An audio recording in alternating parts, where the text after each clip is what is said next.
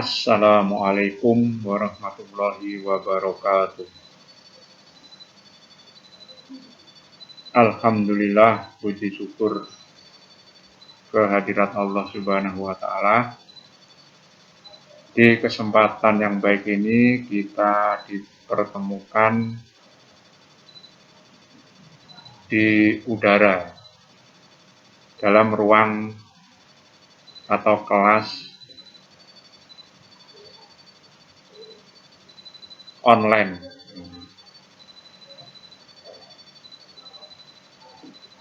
Sebelumnya, perkenalkan, ini saya sebagai Waka Kurikulum akan menyampaikan materi MPLS, yaitu masa pengenalan lingkungan sekolah bagi peserta didik baru di lingkungan SMP Negeri 30. Nama saya Indra Sudrajat, nah, bisa kalian panggil nanti Pak Indra aja. Jadi kebetulan saya di sini diminta untuk menyampaikan materi tentang pengenalan kurikulum 2013. Seperti kalian ketahui, sekarang ini sedang masa pandemi COVID, masih belum berlalu. Maka kegiatan MPLS ini diselenggarakan dengan moda daring dalam jaringan maksudnya. Ya, melalui moda daring inilah anak-anak kita akan ketemu kurang lebih 40 menit ke depan.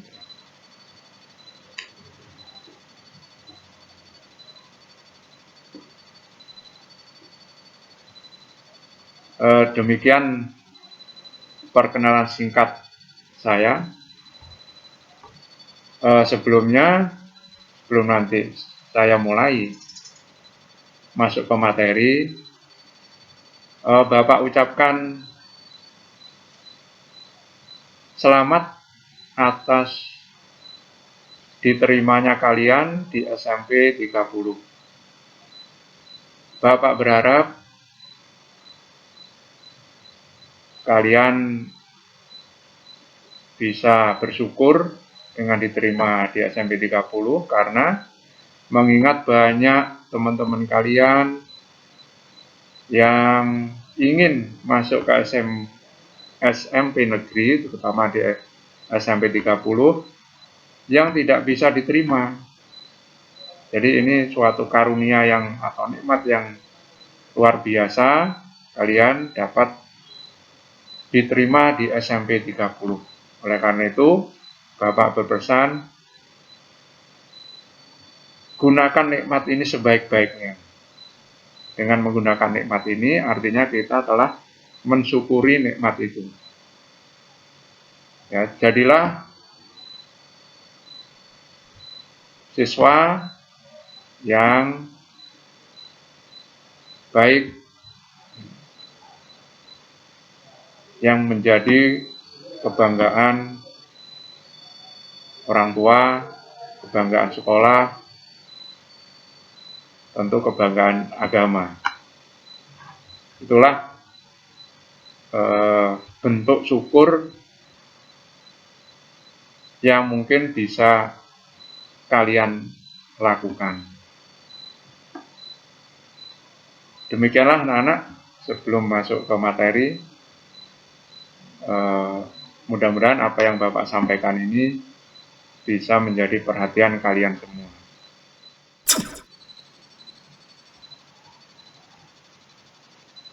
Oke, anak-anak, kita lanjutkan pertemuan kita kali ini. Langsung Bapak akan menyampaikan materi kurikulum 2013 di tingkat SMP.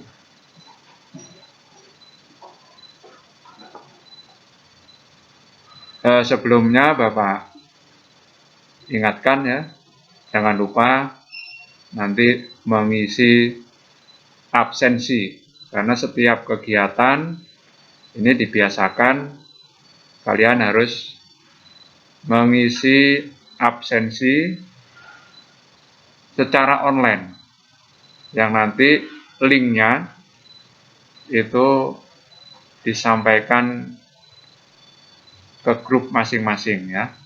Silakan itu diklik aja, langsung diisi absensinya, dan nanti setelah paparan materi ini berakhir juga ada tagihan atau tugas yang harus kalian kerjakan dan juga kalian kumpulkan atau kirimkan ke alamat nanti yang juga sudah ditentukan.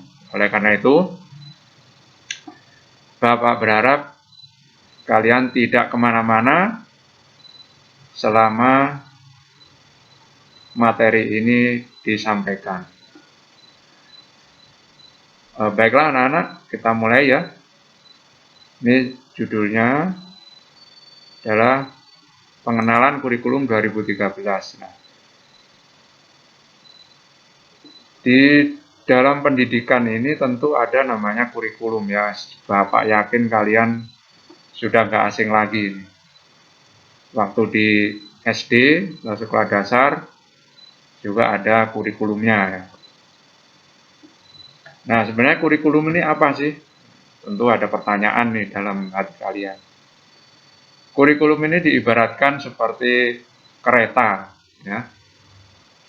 Kereta itu kan ada punya tujuan, nah, terus ada relnya. Nah, relnya inilah yang bisa dikatakan sebagai kurikulum. Jadi kurikulum ini adalah yang akan mengantarkan kita ke tujuan.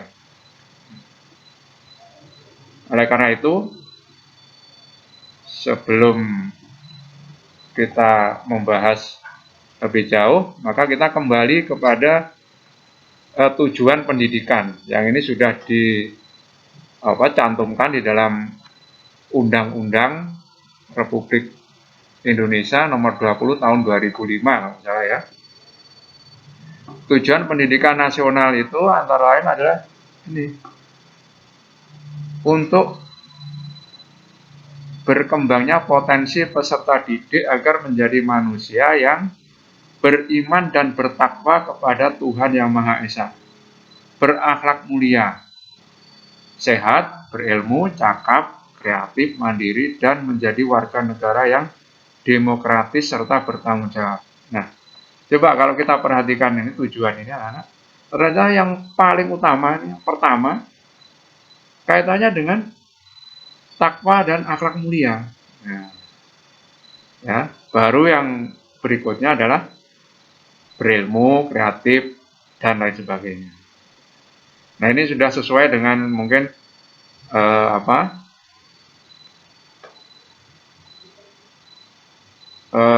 sesuai dengan keinginan masyarakat kita yang di dalam dasar negara kita itu adalah berdasarkan kepada ketuhanan yang Maha Esa. Makanya bertakwa kepada Tuhan, berakhlak mulia, ini adalah menjadi nomor satu. Baru diikuti oleh kecakapan yang lainnya. Nah, untuk itu anak-anak di SMP 30 ini kita membuat visi. Nah, visi SMP Negeri 30 yaitu SMP Negeri 30 Bekasi berakhlak mulia, cerdas, dan berprestasi. Nah, ini adalah merujuk tadi kepada undang-undang pendidikan ya. Di sini meletakkan akhlak mulia ini yang pertama. Baru diikuti cerdas dan berprestasi. Nah, mengapa ini visi perlu disampaikan? Karena inilah tujuan sebenarnya, tujuan utama pendidikan di SMP 30 ini akan mengarah ke sini. Jadi semua potensi, semua sarana, prasarana, sumber daya yang ada di SMP 30 ini diarahkan untuk mencapai tujuan ini. Nah, berikutnya, landasan hukum kurikulum 2013. Nah, ini Bapak sampaikan beberapa landasan hukum kurikulum 2013, mulai dari standar kompetensi lulusan, lalu ada standar isi, standar proses, dan ada standar penilaian. Ini yang berkait langsung dengan kurikulum ya, berjalannya kurikulum di SMP. Ini adalah landasan hukumnya. Nah, nanti bisa kalian baca sendiri, bisa kalian cari di internet peraturan-peraturan ini, dan itu tinggal dibaca sehingga kalian bisa lebih paham. Nah, berdasarkan aturan-aturan inilah anak-anak, kurikulum ini disusun yang mengacu pada ini. Bagaimana nanti standar kelulusan, artinya kelulusan yang akan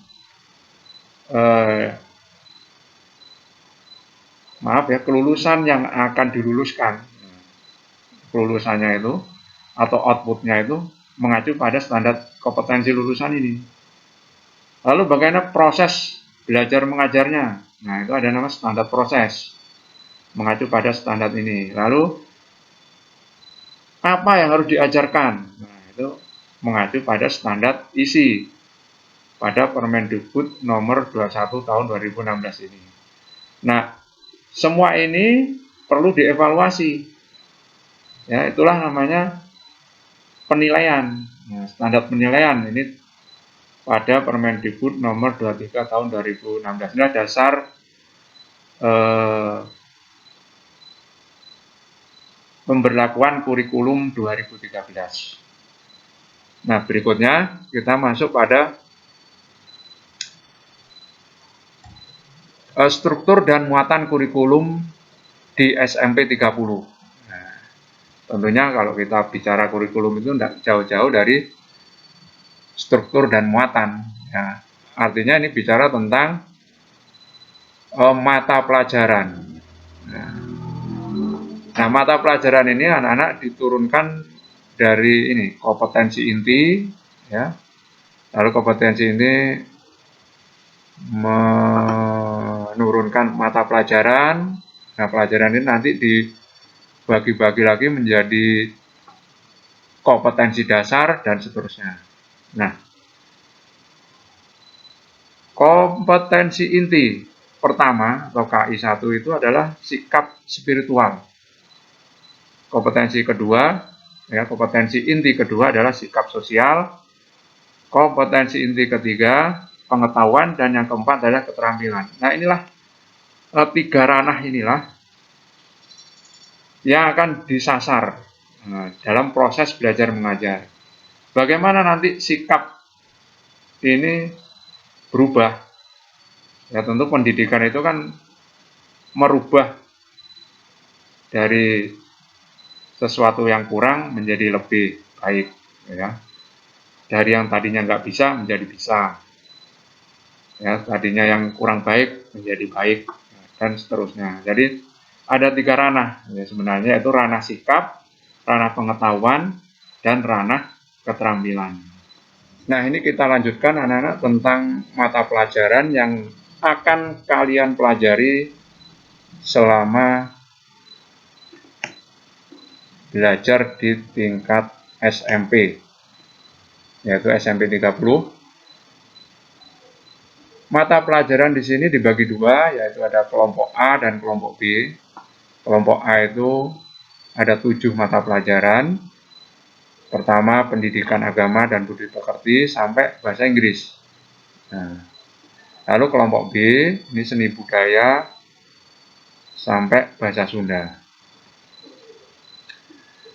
Sedangkan sebelah kanan ini adalah alokasi waktu atau bobotnya. Jadi agama itu diberi bobot 3 jam pelajaran. Ya, contoh lagi bahasa Indonesia ini 6 jam pelajaran per pekan. Artinya kalau agama dibandingkan bahasa Indonesia, tentu bahasa Indonesia ini bobotnya lebih besar daripada pendidikan agama. Artinya mata pelajaran bahasa Indonesia ini materinya lebih banyak, ya, lebih mendalam daripada pendidikan agama dan budi pekerti. Kira-kira begitulah ya penjelasan tentang bobotnya ini. Jadi semakin besar bobotnya, ini berarti semakin banyak atau semakin luas materinya. Sedangkan semakin kecil, ini jumlah pertemuannya kan semakin sedikit, berarti materi yang dipelajari juga semakin lebih kecil gitu ya. Nah ini anak-anak, nah kenapa ini dibedakan ada A dan B? Karena kalau A, ini 7 mata pelajaran ini merupakan mata pelajaran yang ditentukan materinya ya, ini oleh pemerintah pusat. Jadi dari Sabang sampai Merauke, ya wilayah Indonesia itu sama semua ini isinya. Nah, sedangkan kelompok B, seni budaya, jasmani, prakarya, dan bahasa Sunda ini mata pelajaran yang bisa disisipkan muatan lokal. Nah, jadi bisa jadi antar wilayah yang satu dengan wilayah lain di Indonesia ini bisa berbeda-beda. Ya, ada perbedaan di sini. Contoh seni budaya. Seni budaya di Bekasi kan beda dengan di Jawa. Seni budaya di Bekasi bisa disisipkan budaya Bekasi, budaya Betawi, gitu ya. Begitu juga olahraga, misalkan ada olahraga khas daerah, ini bisa disisipkan dalam mata pelajaran olahraga. Begitulah anak-anak perbedaan antara kelompok A dan kelompok B. Nah, berikutnya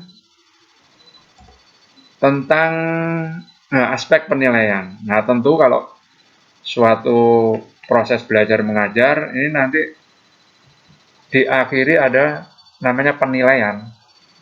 Nah, tadi di depan sudah Bapak sampaikan bahwa ada 3 aspek dalam pembelajaran ini, yaitu pertama aspek sikap, ya, kedua pengetahuan, ketiga keterampilan, atau dibolak-balik. Nah, pengetahuan boleh, keterampilan baru sikap. Jadi 3 aspek inilah yang menjadi ranah penilaian, ya. Nah, kalau kita bicara pengetahuan, nah ini biasanya sudah umum ya, kalian juga sudah familiar. Untuk jenjang SMP yang perlu ditekankan bahwa pengetahuan itu ditekankan hanya 40%, sedangkan aspek karakter itu adalah 60%. Begitu juga keterampilan, ini sama. Nah, yang penting lagi perlu diketahui, penilaian sikap dan perilaku ini justru yang lebih besar porsinya, ya. Sikap dan perilaku ini adalah yang bagian dari 60% ini.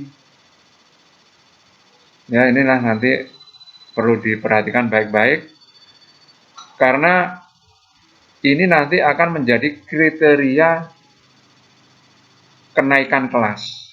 Ya. Seperti slide berikutnya. Nah, ini contoh rapot.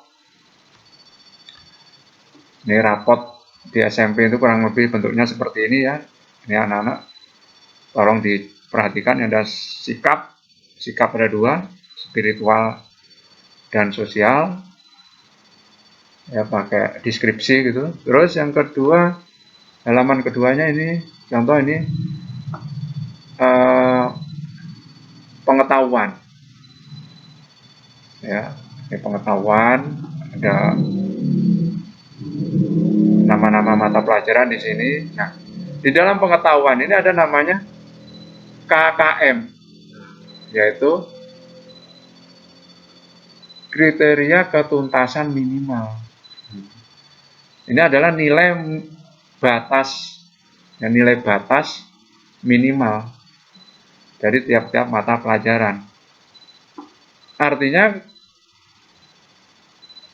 kalau di bawah KKM berarti nilainya kurang. Nah, kalau zaman dulu itu dikatakan ini nilainya merah, ya. Sehingga diharapkan nilai-nilai mata pelajaran ini di aspek pengetahuan atau di ranah pengetahuan itu kalau bisa nilainya harus di atas KKM. Nah, berarti kalau di atas KKM ini artinya baik ya nilainya. Karena kalau kurang dari KKM ini nanti menjadi catatan, ya, bisa-bisa tidak naik kelas kalau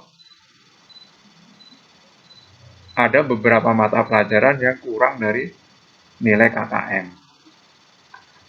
Ini aspek pengetahuan. Yang kedua aspek keterampilan, sama, ini nggak perlu Bapak jelaskan lebih lanjut. Dan yang ketiga, yang terakhir ini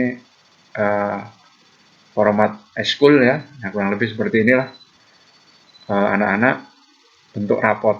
Nah, ini bentuk rapot ini baru Bapak sampaikan supaya kamu paham, ya, karena mau nggak mau kamu itu pasti akan nerima rapot di akhir semester. Berikutnya anak-anak kita masuk kriteria kenaikan kelas. Ya, ini penting cara kenaikan kelas ini kalian ketahui bahwa untuk naik kelas itu akan dilihat dua aspek, yaitu aspek akademis dan aspek non-akademis. Nah, aspek akademis ini meliputi pertama, siswa harus mengikuti proses belajar mengajar selama 2 semester. Kedua, nilai semester ganjil lengkap. Ya. Yang ketiga, memiliki ketentuan belajar minimum pada setiap KD yang tidak tuntas paling banyak 3 mata pelajaran. Jadi ini batas minimal atau jumlah minimal mata pelajaran yang nilainya di bawah KKM. Jadi mata pelajaran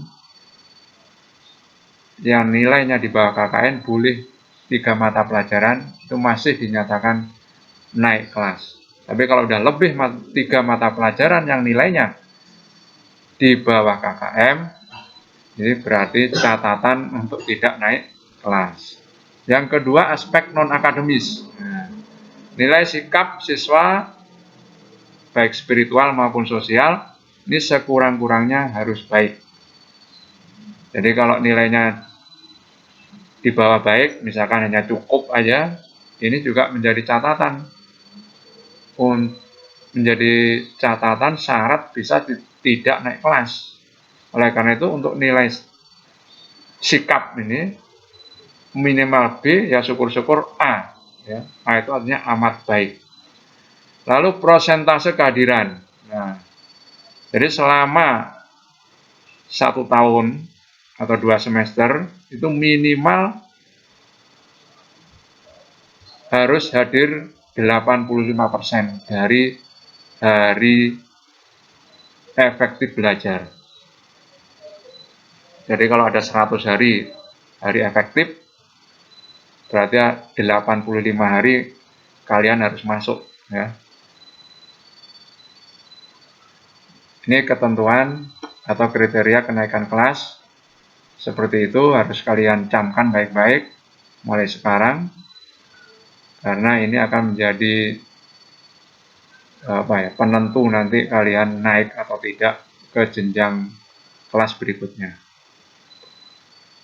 Nah, itu mungkin anak-anak yang perlu kalian ketahui, bisa Bapak sampaikan. Tapi sebelumnya, ya kalau kita bicara ini proses belajar mengajar, apalagi sekarang ini sudah masuk abad 21, maka tuntutan abad 21 ini berbeda dengan abad-abad sebelumnya. Nah, disinilah dunia pendidikan harus menyesuaikan tuntutan zaman, ya. Maka kita akan mengenal istilahnya HOT. Apa itu HOT? Nah, inilah HOT ini adalah singkatan dari High Order Thinking Skill. High Order Thinking Skill atau keterampilan berpikir tingkat tinggi.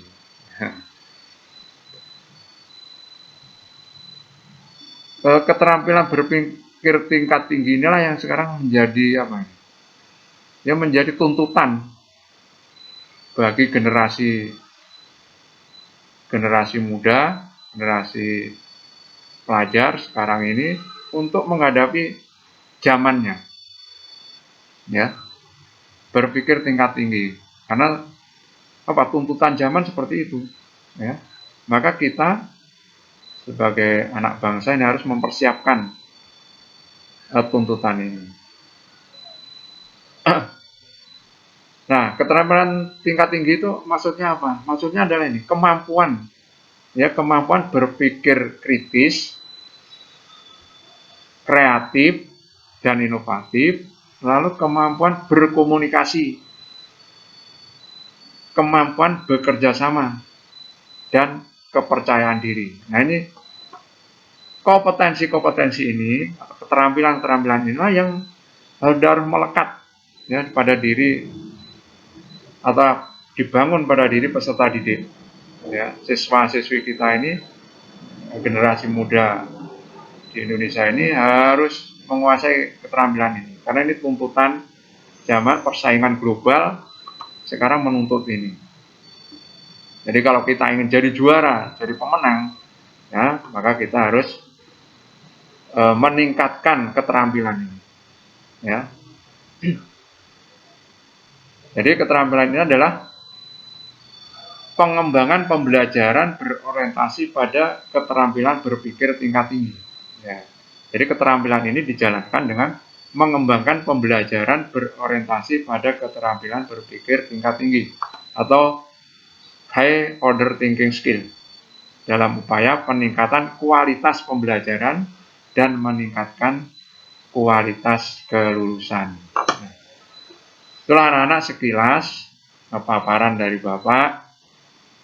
Mungkin kalian kurang puas, ya. Nggak apa-apa, puas.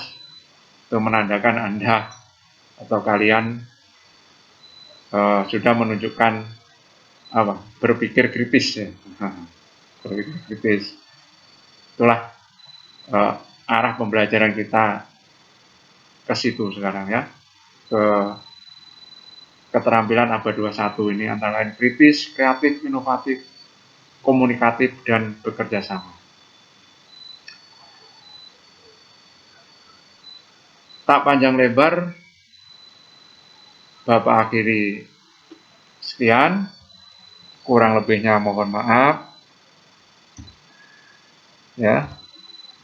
Wassalamualaikum warahmatullahi wabarakatuh.